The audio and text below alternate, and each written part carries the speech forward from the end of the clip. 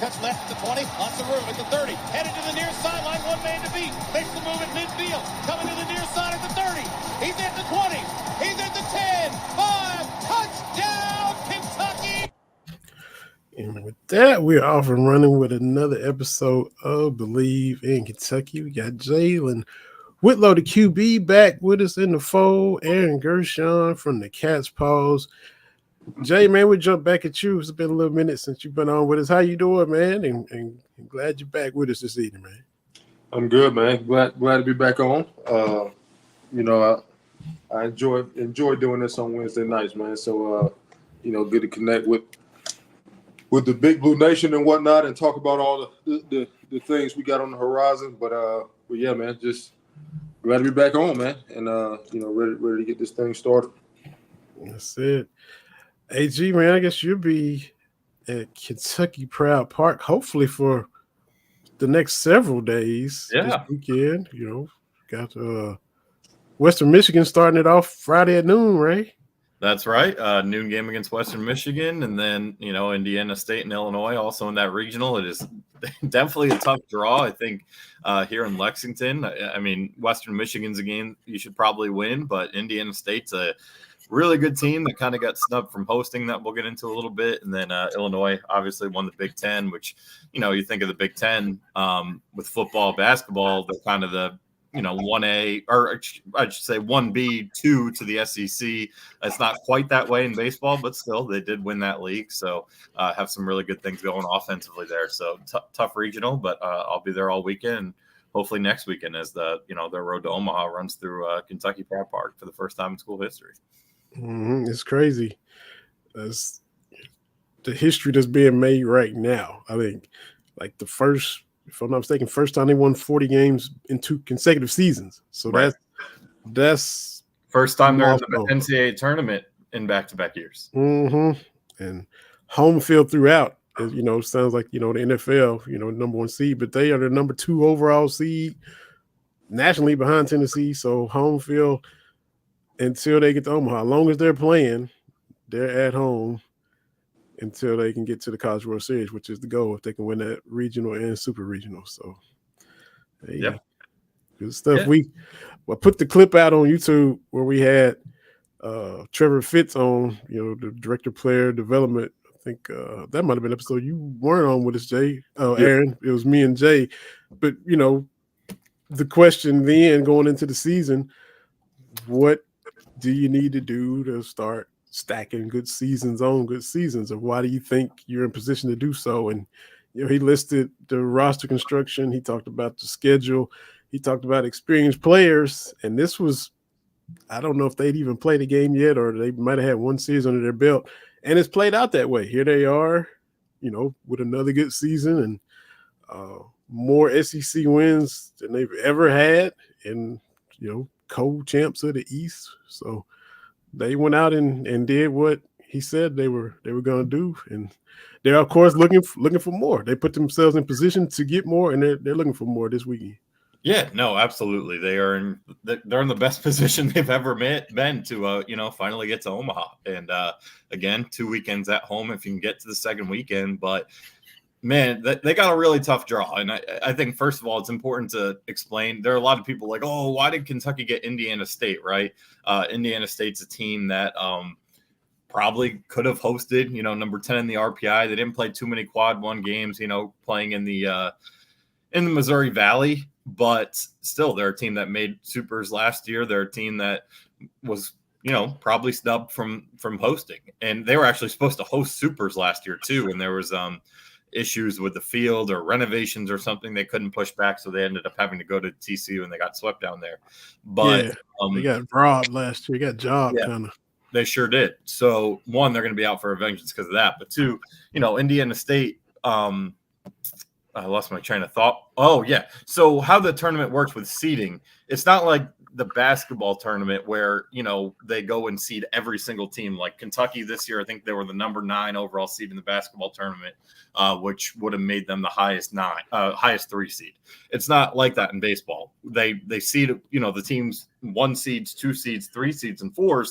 They do rank the top 16, but then where they put the 2s and the 3s and the 4s, it's all usually geographic. I mean, there's some cases where, an East Coast team will have to go west and vice versa. Florida, is going to Stillwater, Oklahoma instead of Tallahassee. That's going to happen every now and then.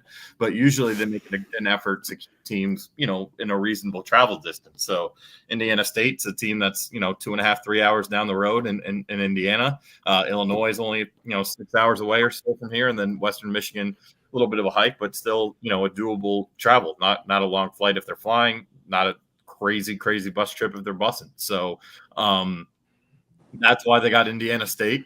And it's going to be tough because they can really pitch. I think their team ERA is, I have it in front of me, is 29th best in the country. Their K per 9 is 10th best in the country. They have 4 all-conference pitchers, the pitcher of the year in their league. And their lineup is loaded with veteran guys who have been there and done that. So this is a really tough draw. I don't think that should be overlooked. But like you said, Vinny, Kentucky has set themselves up where it runs through their home ballpark. No one knows it better than them. They seem to always really play well at Kentucky Proud Park. I mean, they only lost one series all year at KPP. That was, of course, Tennessee. And those were, one of the games they lost was a really close game. They blew. So they easily could have won every series they played in the building. They lost to Kennesaw, too. So I can't overstate that. But since they started rolling, they haven't lost a series at home. So the ball is in their court. No pun intended. But they need to go. They need to go, take care of business because this won't be easy. Absolutely. Baseball, UK baseball just tweeted out that Coach Minge is going to be making an appearance in the morning. Let's see. They just I actually saw Coach Minge at Starbucks today. Believe it really? Yeah, I bumped into him. I was hanging out with my buddy Jacob Polachek from KSR and Sean Smith from Go Big Blue Country, hanging out with those guys, and Minge was there as well. It's kind of funny. I feel like you bump into everybody, man. I bumped into at that Starbucks. I bumped into Mark Stoops, Craig Skinner like 6 or 7 times, and Brennan Canada. And that's just a list off the top of my head. It seems the Starbucks on Ashland and High is a very popular. If you want to see someone who's affiliated with UK athletics, you might have a chance if you hang out there every now and then. So 8:30 to 9:30, the Euclid Kroger tomorrow for Coach Minge, meeting fans and promoting the postseason and all that good stuff. Kind of a little get everybody riled up, get everybody fired up that aren't, and make some awareness for those that casual fans. Oh yeah, okay. Well, I'm not going to Railbird. I'll go to the ball game or whatever. So. Yeah, it's because that crowded, it's everything going on again weekend. It is another crowded weekend here, but I think they prepared for it this time. I haven't heard any issues with there not being hotels. I think, after last year, you probably realized this baseball program was worthy of, playing it safe and reserving what you need, and they got it done. So haven't heard there's any accommodation issues this time around. Plus, last year was bad, and my biggest complaint more so, though, because I attended UK obviously fairly recently. Kentucky is I think they started opening the new dorms in 2016. I think it was right before you were there, or right after you were there, Jalen. They're some of the best. And I visited a bunch of schools when I was looking. I visited schools with my brother. My brother obviously goes to FAU, as we've talked about here. UK's dorms are like the best I've ever seen. You're talking Tempur-Pedic beds because Tempur-Pedic is based here in Lexington. And they still gave them some of the older dorms on campus. That's what bothered me last year. I was like, you can't at least give them the nice dorms that are comparable to some hotels, honestly. That's what bothered me. It was like you had a chance to showcase, like, man, UK's got some of the best dorms in the country. That's a selling point for students who are trying to get to enroll or when they're just going through their normal high school decision process, non-athletics wise. And you drop the ball on that. So I was more upset with that than anything else. Just, being a recent UK grad. Jay, man, you got anything, like you said, got any bullets in the chamber? Just unleash them on us, man. Just whenever. Did you have to live in the towers, Jay? No, hell no. I've heard stories. It was like they shut them down like 2 years before I got here. Yeah, they were up and running when I was there, man. And we had some friends in the towers and whatnot. And I remember on moving day in camp, we used to help people move in, football players and whatnot. And I'm thinking, like, man, you guys you're living on like the 20th floor of a tower. I'm glad they knocked him down. I'm sure everybody glad they knocked him down.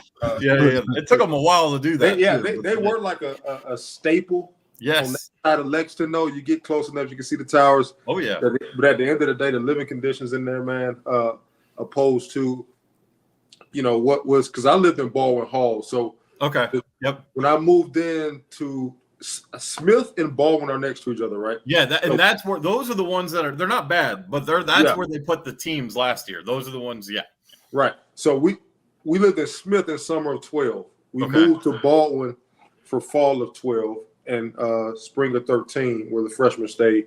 Now you have football players in Smith. You had some in Baldwin. Had some in, what was the one next to Baldwin? Oh man, let's pull it up right here. I know what you're talking about. Yeah. They all look alike. They're like the triplets. Yes. English. Yeah. So Ingles. Yeah, it was Ingles. Yeah.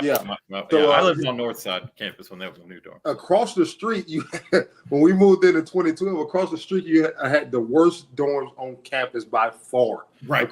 Right across the street from in the parking lot there, across the street from Ingles, Baldwin, and Smith. They knocked those down, and before I left, they had already built the new ones. Yes, and the new ones are insane for a college. Yeah, and the freshmen that came in, they got a chance to stay in those. Yes, and whatnot. And I never even been in them because they had just got done right before I left. I got you. To my knowledge, they have even newer dorms on campus, right? Yeah, I lived on in Jewel, which is right where Blazer Dining used to be. They closed. They closed Blazer Dining after my first semester at UK, but I lived right across the street there in Jewel my freshman year. So Blazer was close to the Coliseum. Yes, right across.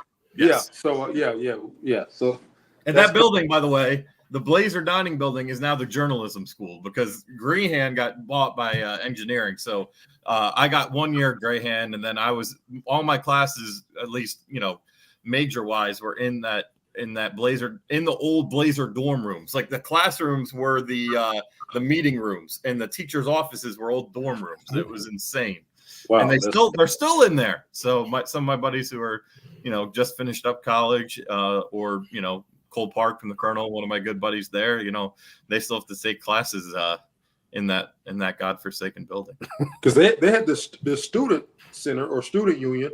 Yes. Was across from Coliseum right there on the right. Now the brand new student. Well, not I guess now 6 years old, but yeah. It was pretty cool when we had the old one, and the old one was cool. I mean, had a movie theater. I mean, the school store was nice and whatnot in there. And now there's a new one, which I've never been in a new one. Yeah, you got to see that thing. That opened up right like the last week of my freshman year. Yeah, but the good thing was, we were the old Nutter. Yes, right. So we were an old Nutter football facility and whatnot. I mean, we had guys. I remember when I got there, we had guys. I'm not gonna say the names. A few of them who, I mean, if the lift started at 7, they would wake up at like 6:55 and haul tail over there, man, because we were close, and get dressed and whatnot. But those some good days, man. I remember because we thought we had it good living in Smith and Baldwin. We had the brand new dorms at the time. We were freshmen, but now those are like not the brand new dorms anymore. But it's crazy how much building and refurbishing is going on around there, man. Yeah, it's making it be such a completely new place when you do come back, man. It's I mean, everything. I hadn't seen anything. The stadium, new football facility, new dorms, new student union or student center. I got a lot to see. Mm-hmm. Absolutely. Sure. The main question too, like I said, not a whole lot going on, but everybody that is online is going to be refreshing Twitter. Yeah. With the whole Jaxon Robinson coming out the draft, coming to Kentucky. What are we doing? So that's what's on most people's minds. Yeah, Kentucky basketball fans are not they're familiar with this process. I think the one that stands out to me was Hamidou Diallo. Took until literally like 11:59 to announce he was coming back. He was an early year enrollee, and then was able to enter the draft, go through the process, and decide to pull out. He played 1 year here, obviously. So it's kind of a similar situation to that with Jaxon Robinson. He's got little over 2 hours here, a little over 2.5 hours till that midnight deadline to make a decision. So, and again, I think to preface it, it's not a slam dunk that he comes to Kentucky if he pulls his name out. Obviously, the history there, with Mark Pope the last 2 years, it's going to be, Kentucky's going to be very much in the mix. They're going to be able to offer him a substantial NIL package because they're Kentucky, but Kansas is very much going to be involved. I've heard Johnny Furphy, who kind of played the same position for him last year, just announced he's staying in the draft, which is not a humongous surprise, but one that did come until the last day. So they officially have to replace his spot. And then they also lost Riley Kugel, who committed there out of the portal, decided not to enroll, and he's going to Mississippi State instead. So, they have a need for another scorer there in Kansas, and he's from Oklahoma. That's obviously, much closer to home than Kentucky is. And then BYU, with Kevin Young. And I think, Vinny, we talked about it last week when we were waiting on Chaz Lanier, who obviously picked Tennessee, like we kind of thought he probably would. But BYU hired Kevin Young, who has been, the right-hand man with the Suns, and is a guy that Devin Booker, who not just here at Kentucky, but across the basketball landscape, holds a lot of weight and is very much admired by young basketball players. And so I think they're going to have a chance to talk with Jaxon and make their pitch as well to keep him in Provo. They still have 4 or 5 spots open on that team. And he's obviously familiar with a lot of guys on the roster that decided to stay. So I don't think it's a slam dunk he ends up at Kentucky. I think Kentucky has a really good chance. Obviously, I would say they're the slight favorite even, but I think it's important to keep in mind, even if he does withdraw, which I tend to think he will. I know there's been talk of him setting up visits, so usually that's kind of a telltale sign that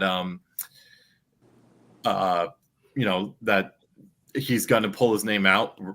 Could happen literally while we're on the show any second here.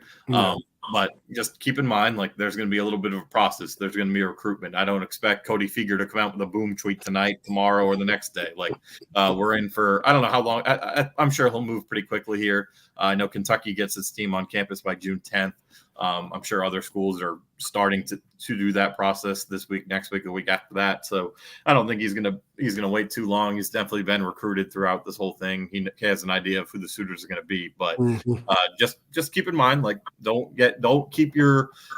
got to have an open mind. Like, this is not a Jaxon Robinson is withdrawing and returning to Kentucky. Like Hamidou Diallo, we all knew if he was withdrawing, he'd go to Kentucky. Like, this is he's withdrawing and now he's going to go find his school, and it could be Kentucky, it could be Kansas, it could be BYU, maybe another school steps in. Who knows?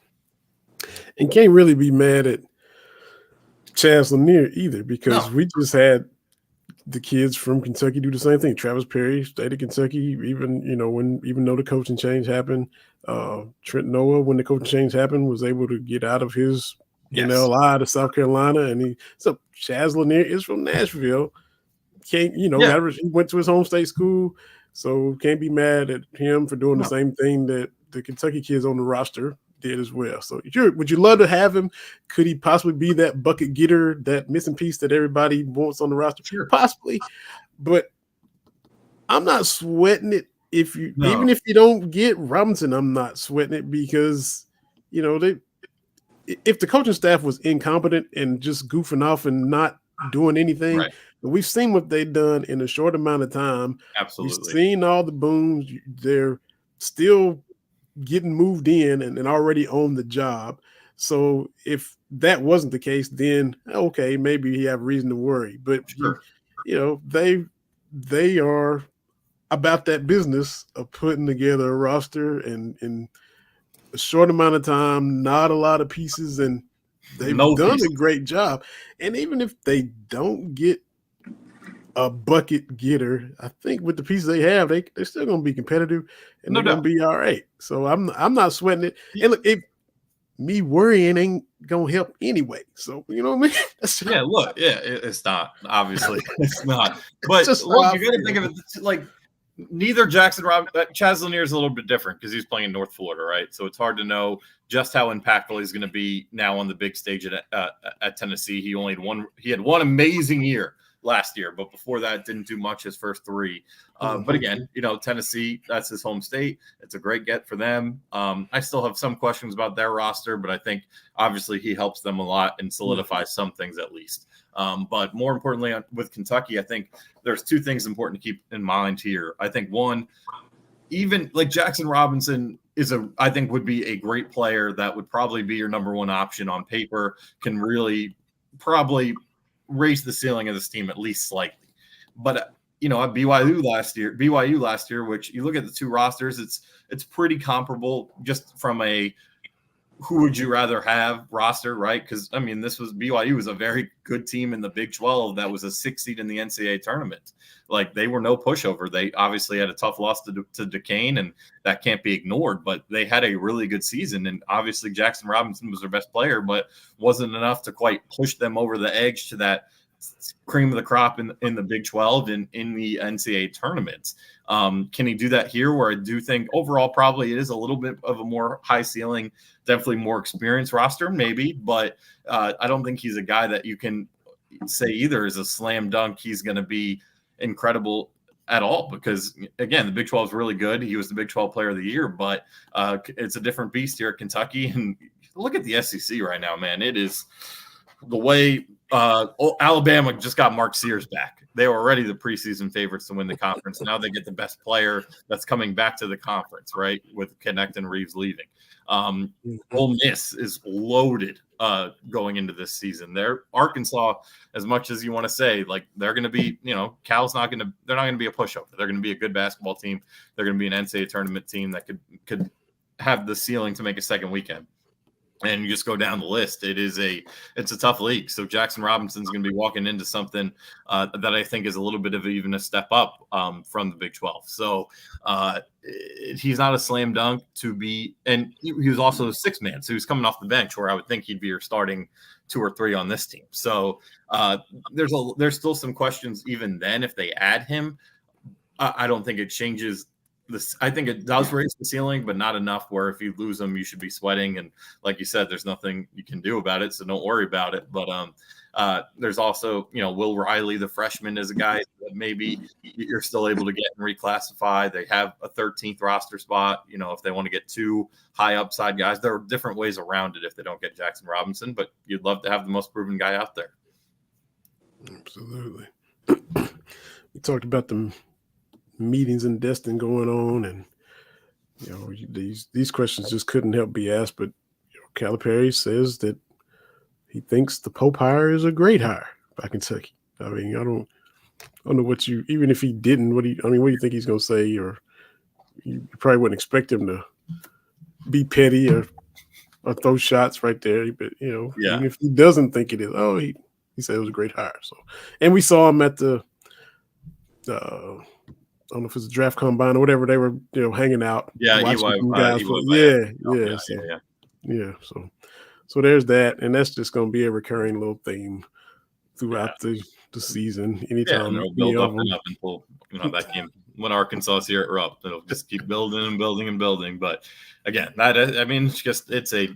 there's more than just Arkansas to worry about in this SEC, man. It is, I just said Alabama and Ole Miss were the ones that jumped off the top of my head, but Florida's got that entire guard room back, plus Elijah Martin. They're going to be a force. Auburn has a lot of pieces intact. Janai Broome leading the way there. Tennessee's still going to be a really good basketball team. A&M, I think Wade Taylor, believe it or not, and who's the other one? I think Tyrese Radford and Wade Taylor are still there, if I'm not mistaken. Could be wrong. No, yeah, they're coming back. So A&M is going to be a force. I think Georgia has a chance to be slightly better. Vanderbilt is not going to be a pushover like they were last year, with the new coach in there and some of the pieces they've been able to add. So it's a deep South Carolina, it's turning into what it is in football and basketball, slowly but surely. And it's crazy that it feels like Broome has been at Auburn for like 6 years already. And you already mentioned Taylor, and you remember him transferring from Morehead State down there, and it feels like, man, he's still down there. So Wade Taylor and Radford coming back is crazy. It feels like those two guys have been there for 7 years, and Obviously, there's some recency bias that Kentucky got beat by the Trojans, but they're dogs. They're dogs, man. Radford might be out of years now that I'm looking at it. He's 25, so he better be out of years. But Taylor will be back. Eddie says, if UK strikes it on Robinson, I still feel good about the roster as it currently stands. 11 good players that can shoot. I think the world is really sleeping on Chandler. Yeah. I think he has a ton of upside. It's a little hard to know because he hasn't picked up a bat. Well, now he has, but once they signed him, he hadn't really played much basketball in 2 years, at least not competitively. Maybe not at all. I don't know how that stuff works with his his mission trip and whatnot. But yeah, I think he's a sneaky piece, whether it's this year or next year, that can really impact this team. The guy I'm super high on that I just don't think gets enough credit still, and I think it's just because he's not necessarily a shooter per se, is Lamont Butler. I mean, that's a winning player right there. We all know he was the defensive player of the year in the Mountain West last year. But he's a guy who's played 11 or 12 or 13 NCAA tournament games, and obviously he hit the clutch shot against FAU. But you just look at his numbers throughout those NCAA tournament games. I mean, even this year, scoring 15 in their first round game. I mean, he's a guy that just goes out and produces in the biggest stages and can do a little bit of everything. And, he's not a great shooter, but he's not an awful shooter either. He can do a little bit of everything at that point guard spot. So I think, he's a huge one. Andrew Carr fits exactly what they want to do. We know Kobe Bray is a coin flip shooter. So there are a lot of good pieces on this team. Is it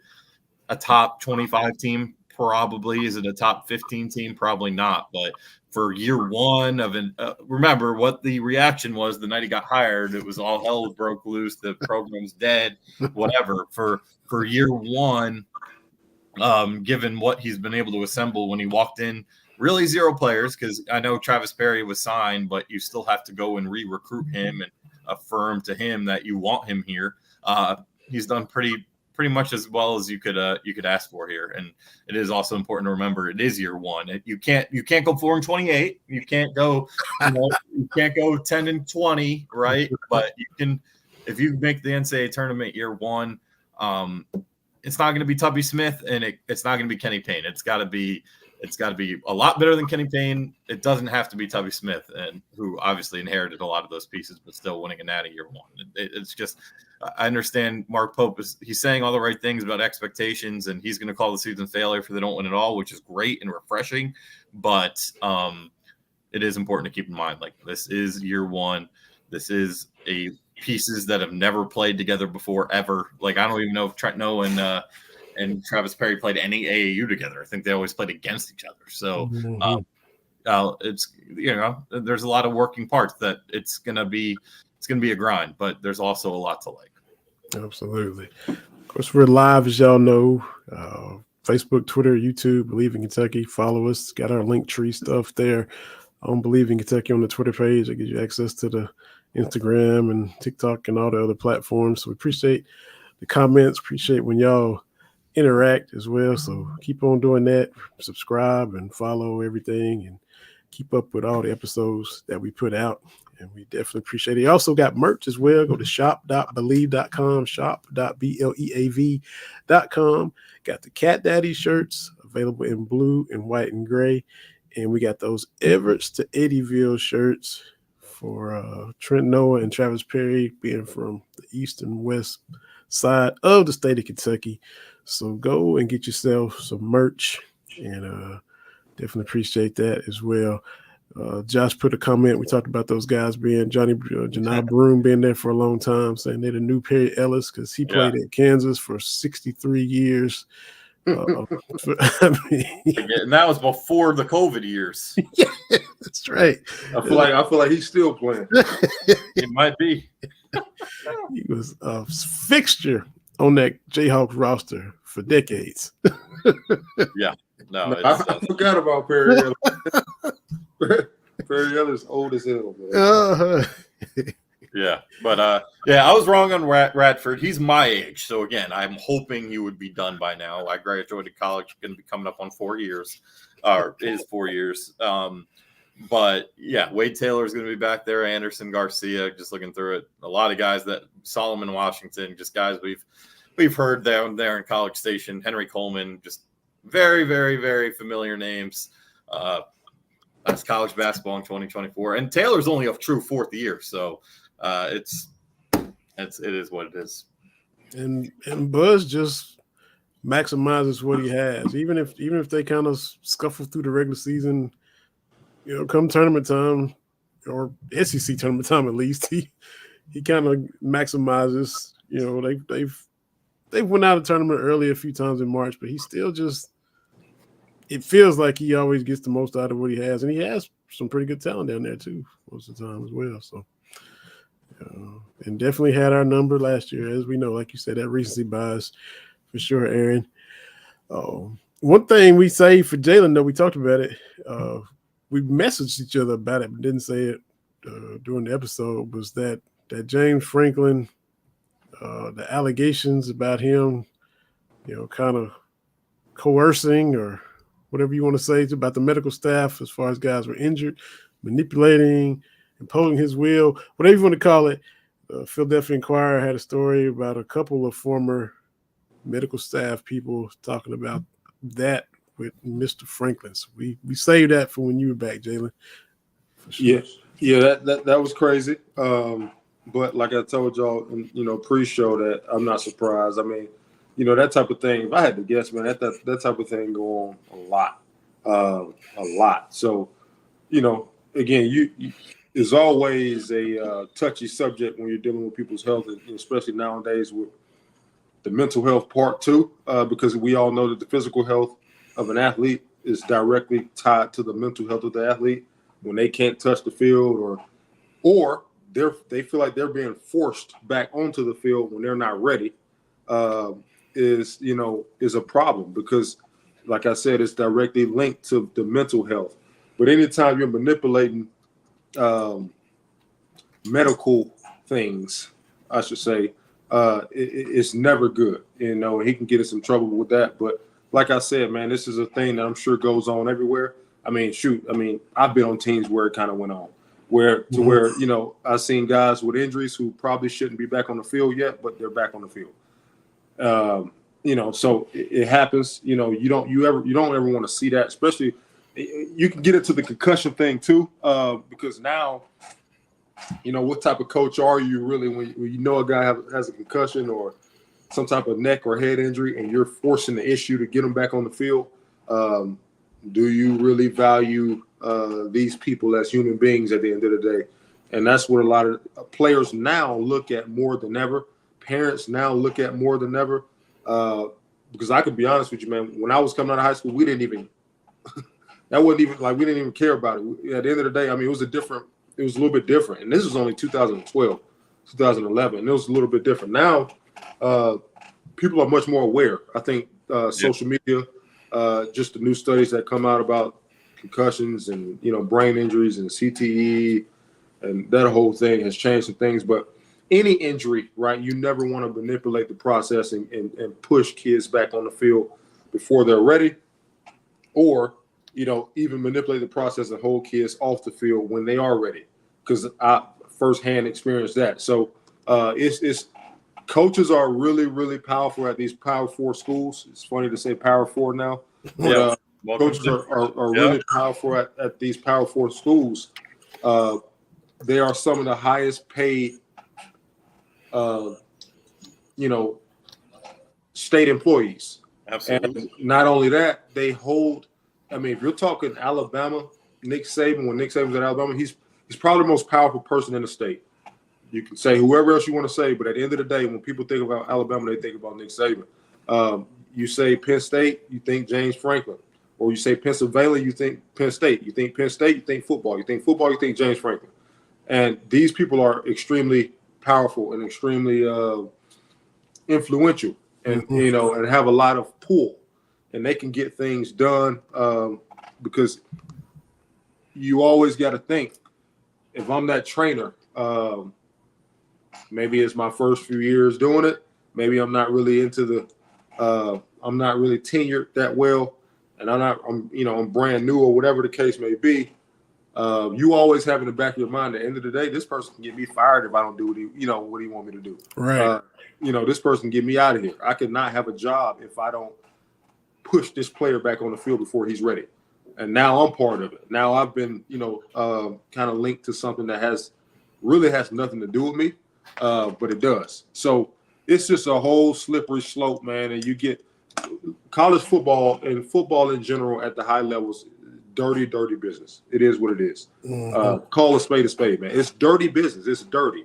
It's really dirty. If people knew the things that goes on behind the scenes, you'll be floored, man. It's just a dirty business. And it goes from coaches to trainers to what happens with the players to what happens with boosters and fans to what happens with collectors, NIL, to everything, every part of it. Let's just call a spade. It is dirty, man. It's dirty. And let's, just imagine what happens in the NFL. But just talking college football, it is a dirty game. And the things that happen behind closed doors, are just dirty and nasty, man. And you will be amazed at where people would go to get things done. And it's kind of sad, especially when you're dealing with a young man's or a young woman's health. So it gets tricky. So doesn't surprise me at all. But, we'll see what happens. I wouldn't be shocked if nothing happened. So, and if I had to guess, if I had to bet, nothing will happen behind it if I had to bet on it. So that's just how I feel about it, man. So, like I said, it doesn't shock me at all when I saw it, to be honest with you. I quickly read some of the excerpts from an article, and I just kept on scrolling. I just kept on going through because at the end of the day, nothing really surprises me when it comes to this stuff. Yeah. So, and that's why, my thing with Dabo, he try to act like he's squeaky clean and all this dirt. No, that's what don't do that when you right here with everybody else in the dirt, but acting like you just Teflon. Don't, man. Dabo had 5 years where he was in the top 3, 4, 5 of college football. You ain't doing that unless there's some dirt somewhere, and it may not be bad dirt compared to Penn State, compared to whoever else, right? It may not be as bad of dirt as them, but it's dirt. Playing around in dirt, you get mud, right? That's what DMX said, and it is just the truth, man. Like it's a dirty game. So to compete, you have to bend the rules somewhere. You have to play dirty somewhere. Everybody's doing it. There's no clean football program out there at the Power 4 level. None. Zero. If you do enough auditing, you're gonna find dirt. It's just what it is. And Dabo is a guy who seemed like I don't know him, so I'm not gonna really put this on him, but it just seemed like sometimes he come off as holier than thou. Yeah. And we all know that's a hell no, because it just don't happen at this level. Wake Forest has dirt, and Wake Forest don't win anything, significant. They have, everybody is trying to compete. There's a lot of people's lives on the line. There's a lot of people's money on the line. There's a lot of people's career on the line. And I was listening to what's the head coach at University of South Florida name? Golish. I listened to Golish talk, and he had a clinic on this podcast I listened to. Not a clinic, but he was on a podcast or whatnot. And he was just talking about how, as an offensive coordinator, he was responsible for, X amount of people. Not very many. And as a head coach, over 200 people every day, every decision he makes, 200 people or more are going to, deal with the ramifications of his decision that he made. So, for a fact that, when you're dealing with that much influence, that much power, there's going to be some things that happen that, may be against rules or morals or ethics. And that's just the truth. And like I said, I've seen it firsthand in high school and college. I've seen things happen. Now, I didn't see anything on this level as bad, but I've seen things happen to where you're like, man, that's crazy. Isn't there a cleaner way to do it? But, I guess not, man. I guess, like I said, everybody's trying to compete. Everybody, it's crazy. So nothing will probably happen from it. And if it does, I'll be more shocked if something did happen rather than the opposite. Where are you at on the new helmet communication? And if you were a quarterback now, would you want more communication, or would you feel that would kind of clutter you up, or Yeah. you know? I wouldn't want it. I'll take that back. I'm not gonna say I wouldn't want it. I never tried it to say I wouldn't want it. However, as a coach, I wouldn't want it. I know that for a fact. I know how I was as a player, and and if I did have it, I would only want the play. I don't want any other information. I don't like being bombarded with information in the heat of the moment. I know what to do. I put in the time. I studied. I know the plays. I know what the defense is doing. I got a good idea of what's going on. I don't like all the extra communication, myself. But, hey, that's just me. I know some people who – I was listening to a guy who said, some quarterbacks, they want the play and they want every ounce of communication that they could possibly get up until that thing shuts off at 15 seconds or whatever it is. So that's just me, though. I don't like – now, you're going to get some schools like Tennessee, they're not really even using it much. Some teams believe it could help them go faster, like Ole Miss. I know Lane Kiffin was talking about that, but some schools are not going to use it as much. Some schools are going to use it more on defense than they do offense, and believe it or not. So, we'll see. It wouldn't be my thing as a coach. As a player, I don't know because I never really got a chance to experience it. But I know as a coach, I just wouldn't want to add. And I know how I am. I don't want to be talking to the quarterback's ear during the game. I know for quarterbacks that could probably get annoying too. And they, it's just, I don't know, man. That's just me. I'm kind of old school though in a lot of ways. So, I like the signaling. I think that's good enough. Again, there is a level of stealing signals and, that affecting the game, especially when you're doing it to the sophistication that's Michigan.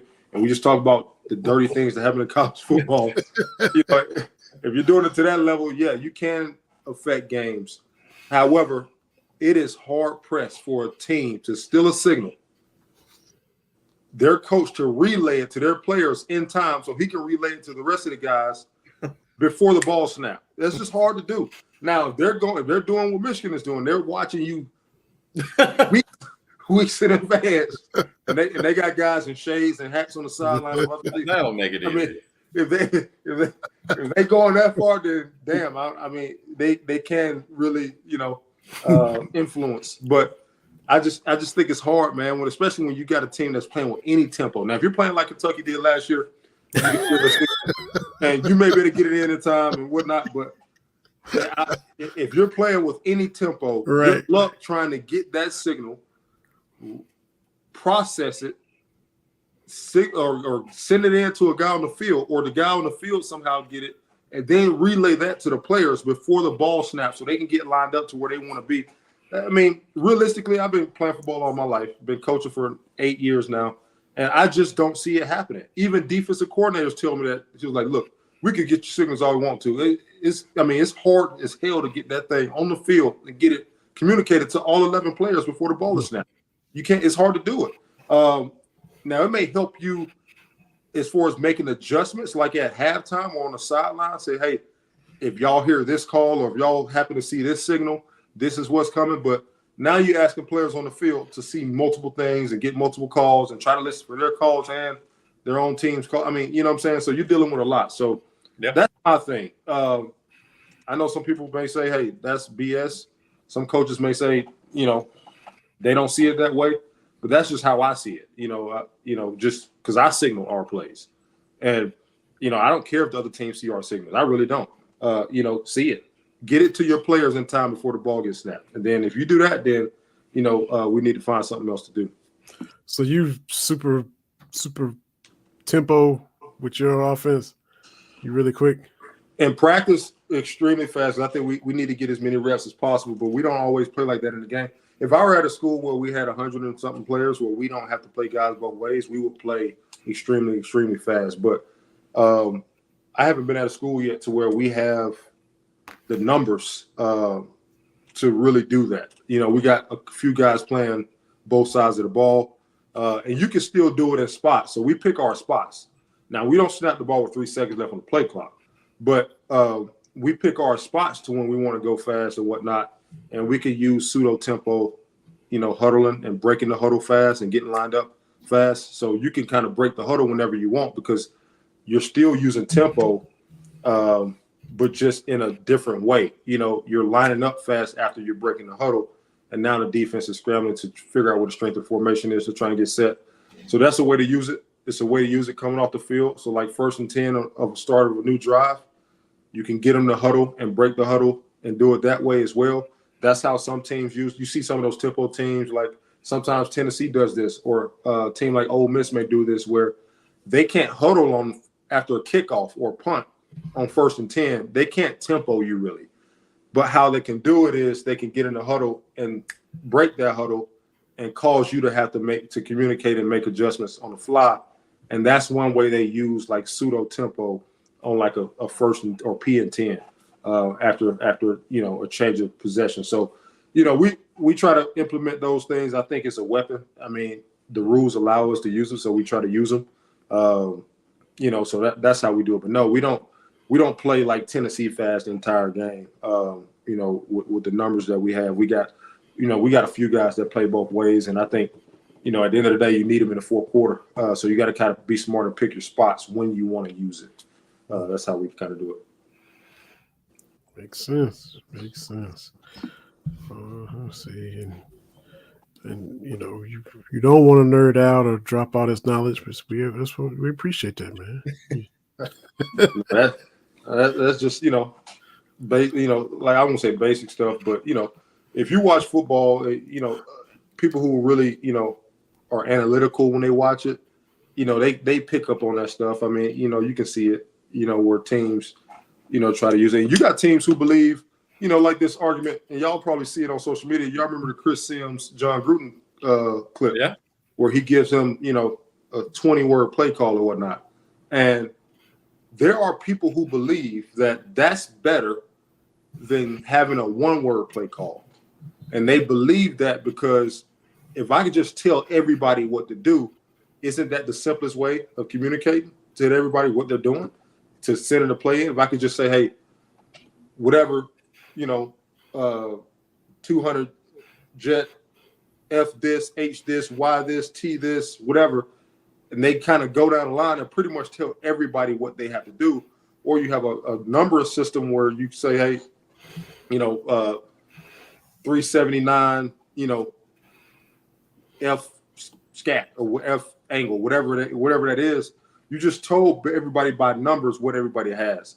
So some people believe that's simpler than just sending in a 1 or 2 word play call. So everybody, it's just philosophy at the end of the day, right? Everybody has a different philosophy. Liam Cohen believed in both. He had 1-word play calls and tempo calls, and he had plays to where they got super wordy. And he had plays, not only did they get wordy, but they'll send 2 or 3 plays in a huddle. So they'll send 2 or 3 plays into Levis or the quarterback that was just playing just past year. Leary.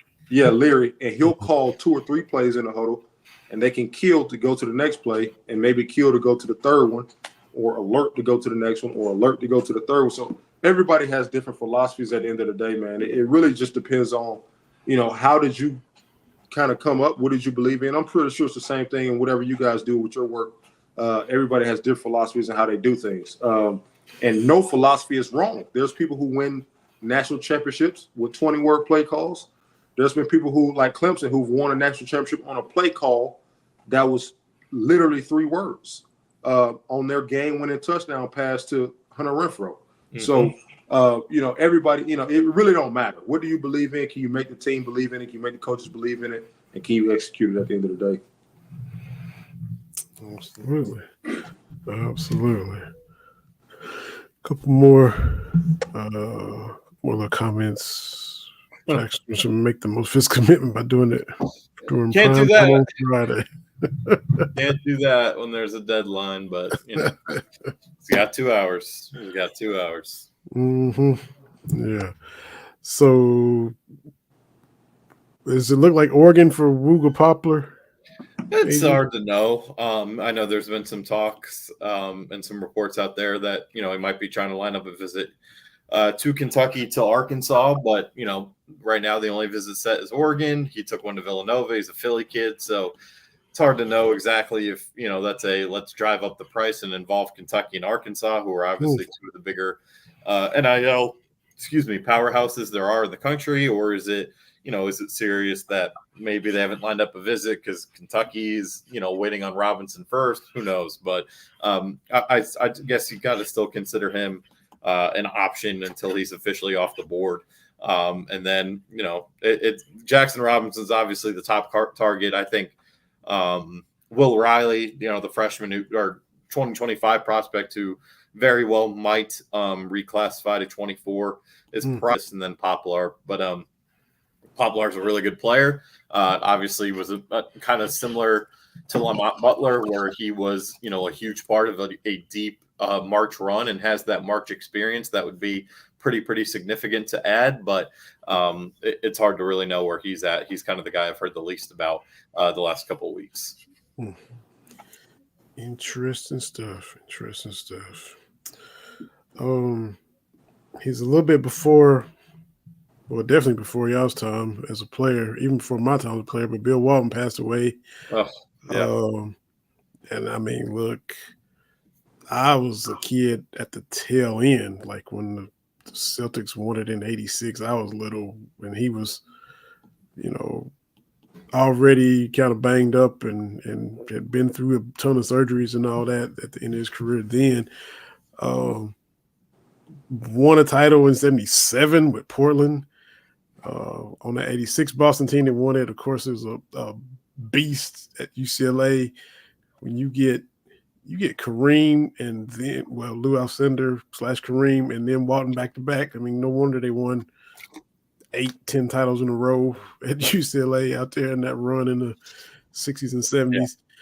Yeah.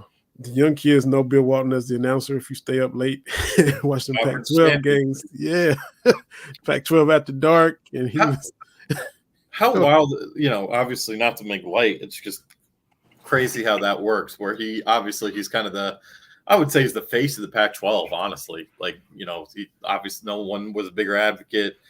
Pac-12 after dark, basketball games, conference champions, but they played their last event over the weekend. The baseball tournament was the last ever Pac-12 event. And then, you have this happen. It's crazy how that type of thing happens. But yeah, I mean, obviously he played before our times here, but obviously he was a treat to listen in on these games. As good a person, as big and fun a personality as a color commentator as I've ever watched before. So obviously cancer didn't even, I guess, I don't know how long he'd been battling. I honestly wasn't too familiar with the situation beforehand, but definitely was really shocked when that news hit the timeline on Monday, and condolences all around there. And that's a guy who's irreplaceable in the college basketball landscape. Yeah. I mean, that, like you said, I never got a chance to watch him, but I definitely remember staying up and watch some of those basketball games and whatnot. And even just his influence in the NBA and his commentating and whatnot, just college and NBA, man. I mean, you never want to hear anybody go out like that. You want people to go out kind of on their own terms due to age and whatnot. That's what you would rather want. So definitely condolences to his family and friends and colleagues and everybody. You don't want that to happen, but he definitely left a legacy behind him, though. I mean, even his son, what I'm saying? Like, people forget about his son his son played in the NBA, and it's easy to forget about that because he really wasn't, he didn't stand out much, but he was on those teams with Kobe Bryant and whatnot, and Luke played in the NBA, and was a good player in college, so you just hate to hear that, man. But like I said, he definitely left a mark on a lot of people, and left his legacy, man, on the game, and I'm sure just on people he's touched in general. So, yeah. And all the, all the tribute stuff, the stories of stuff about just how good a person he was, or how he was always in a good mood, always happy.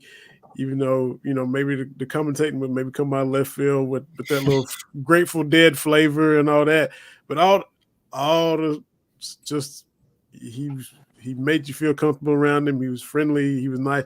That even kind of superseded him as a player, and he was a Hall of Fame player. So just the fact that what he was as a person was, by everybody that he came into contact with, it tells what type of guy he was. And then all this other stuff that, the basketball and the commentating was just a good dude. And just leading all the little tributes, like Rich Eisen had a story about him, and they did a music video, and then he's helping carry Walton's big old chair that he would carry because he had knee and back issues, and he crams it into his Tesla, and the chair breaks the glass in the car, and then so he's apologized. I'm so sorry. And it said when Eisen got home, like a month later, Walton sends him a personal letter apologizing and a check for the damages. And of course, Eisen said, "I'm never going to cash this check." I mean, it was an honor just to even be with him, and and then he writes out a letter and a check himself. Just that's the kind of dude he was. So just that stuff like that, you scroll through. Sad that you see all that kind of stuff after somebody passes. Most of the time, you get all these great stories, all these wonderful interactions. But it was cool reading and hearing some of that kind of stuff that people said. So yeah, good stuff, y'all. As always, Aaron Gershon, Cat's Pose, the yearbook, the articles, the beat, the inside info you get, everything you share, we appreciate that. Got the QB back with us this evening. Got some thoughts from him. Got some insights. He's not a fan of the helmet. He don't want everybody, they don't be talking and giving me too much information. Just give me what I need. Give me the play so I can do my thing. Got some insight as to how you are coaching. You're not that old, but you're old school, and now you're coaching new school kids. So you got to kind of adjust to the TikTok kids who might want that information and want every little drip. So cool seeing how you're going to balance that. And we'll see what happens with Jaxon Robinson. We'll see what happens with this baseball team this weekend. Hopefully, that's a lot of Kentucky proud moments happening on the horizon with Kentucky hosting the regional and super regionals, and real close to doing some more historic stuff on top of what they've already done. So absolutely, it's going to be a challenge. I think fans got to realize this is not an easy regional, but it's going to be a lot of fun to watch this weekend. Absolutely. Last little comment: has Jackson withdrew? Not to our knowledge. Not yet. Not yet. So nothing yet. So he's got an hour. We should know in the next hour and 50 minutes or so, but we're still waiting. That's right. So just hop on and go along for the ride, and we'll be back with another episode. We do this every week, and if we need to do emergency ones, we do that as well. And look, remember we talked about that autograph app during March Madness. Still go on there and check it out. You can get all your UK stuff on one app. Go to Autograph, and look, tweet them at Autograph and tell them, hey, heard about it on Believe in Kentucky podcast. This app is really cool. I get all my podcasts. Our podcast is included on there. I get to read Aaron's articles and other articles on there. It's all right there. You're doing stuff you'd normally be doing anyway. So for Jalen Whitlow, Aaron Gershon, my name is Vinny Hardy. Appreciate y'all commenting and live streaming and checking us out. We'll be back next week with another episode. This has been Believe in Kentucky on the Believe Podcast Network. Everybody have a good rest of what's left for y'all's night. We'll holler at y'all next week.